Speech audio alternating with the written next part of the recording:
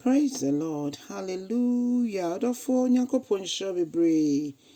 Se waka me ho ebedu sa bre na koswa na kai bra wo home na dodo na enkwa adwuma na wo home wo mpem kan so se onyankopon asem ene ye nan se han ni ye kwan so ye nan se kanya ne ye kwan so han. Adofo ma wo remfi nyame asem de biara da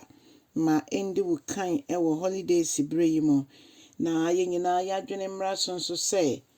eyi nti na Kristo Yesu baaye se me ne wo yebenya nkwa ne nya no mro so eno nti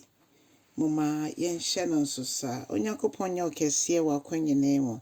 na mgidi se bro nyeyi wetimi edi ne kwan a onyankopon pese yedi sa bro nyi wo so enye didie ne nom bi keke ne mom ye dwendwene agenkwa no ne ba ode ba asase so ne botaya na esi ne ni so enso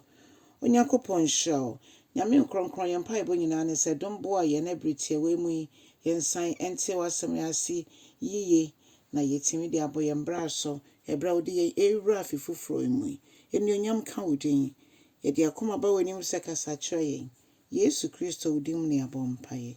Hallelujah. Adofo me ma wakwa ba nan so de ba otia se senjumedi so ye be fa ya kenkan se me fi Mateo asempati mienu ba akoko sinsia we ya hoho mu free epui eba hwe Yesu na Yesu Kristo se de ni nyina enim no se ye wo Bethlehem wo Judea ewo Hene Herod breso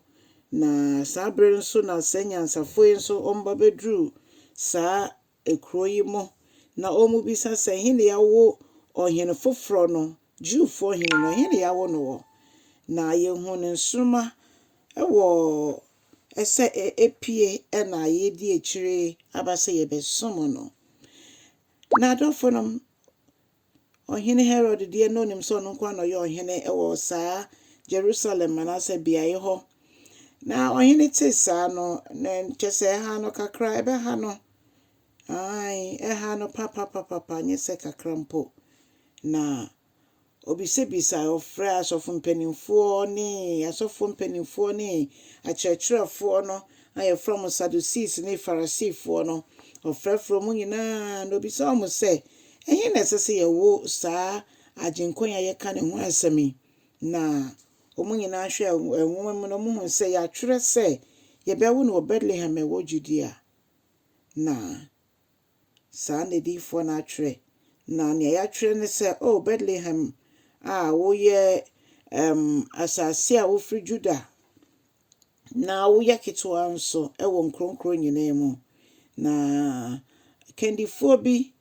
ohimpon bi ebeba ono nso no be mudwanhwefo no wagi Israel efion omunko asom na wa fa wadwe ne toto ho se Hene Herod ede ne besi ne reho ye oye basa ye kan kwa ebe hu se okachom so mo de monko nhwe no muhunu na muhunu na mokosoro no mama be kan kire me nso na menkosom no na nanya de no kore nso na nso na sa no betimi aka no kosi so yankopon da ne wedi se ense se yenyansafo isa efa sa kwan so adofonom se wo kan kwa ye hu se Hene Herod se sin ebro mu hu no nsuruma no ebesi bro mu de ba ekrom ho na oye ohweye mayekum mofro mu ho sa emfie ne nyina na dwene se ebeye na Yesu nso eka ho bi na nso no nim so Yakopon a wasane ewo nipa femo oba beje ne man odofo wei na Yesu ayama yeyo enti me mpai bo nyina ne se nka obi biara wasase so se ye betumi amabota enti ere wasase so etimi abe se betumi abe mu se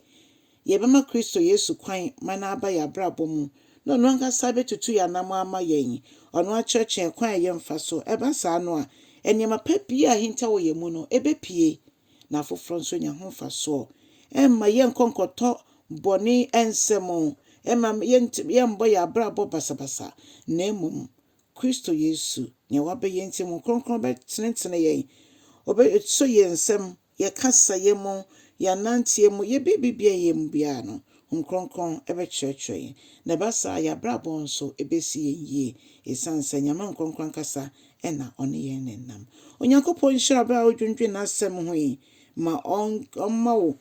ɔno ankasa ne mu nimdeɛ ne nyansa no wetimi ɛde etu saa anamɔn. Onyame nyɛ ɔkɛseɛ no ma wahoɔden. Kyɛ asɛm no na afisa on subscribe nso a bɔmmɔden na yɛ ne saa. Na nɔpa bia ewia enwuma bere bia wodi tumi de tie no yɛn nyina yɛabɔ mu esua nyame asɛm. Onyankopɔn nhyira wo. Bye bye.